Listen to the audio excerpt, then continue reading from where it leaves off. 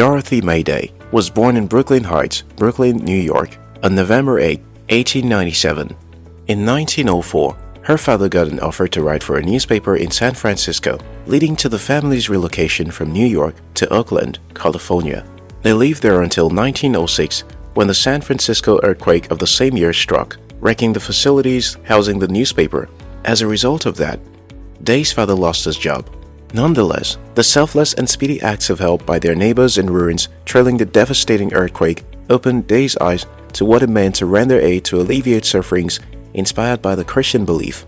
As a teenager, she was a voracious reader who favored books by notable authors, including Peter Kropotkin, from whom she became conversant with great poverty and anarchy.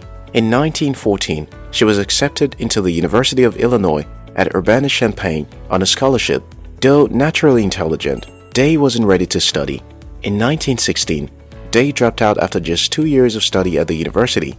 Her next move was to relocate to New York City, where she settled on the city's Lower East Side and joined as one of the staff of newspaper publications with a socialist view.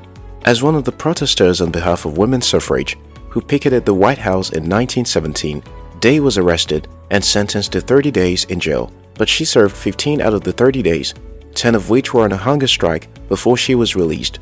Following the unhappy ending of her relationship with Lionel Moïse in 1921 and her marriage to Berkeley Toby, which lasted for a year, she went into a relationship with Foster Badaham, who was both an activist and biologist.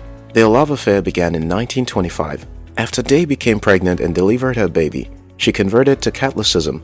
Badaham, dreading being a father, and opposed Catholicism, so their relationship ended in 1929.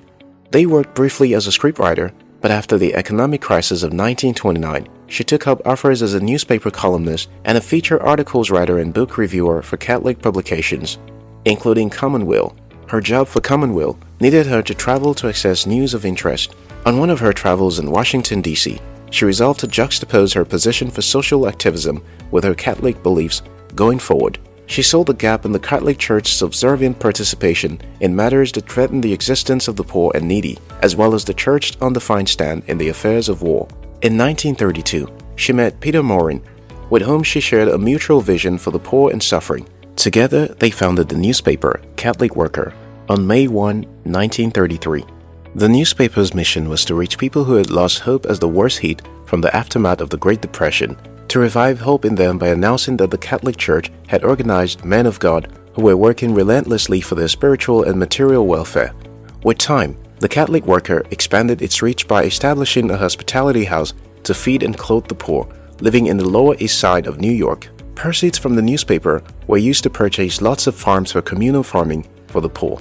A fruitful ideology of belief is a powerful tool of change, not of men to be forcefully converted, but to impact lives positively by treating men like the precious gifts they are to their maker.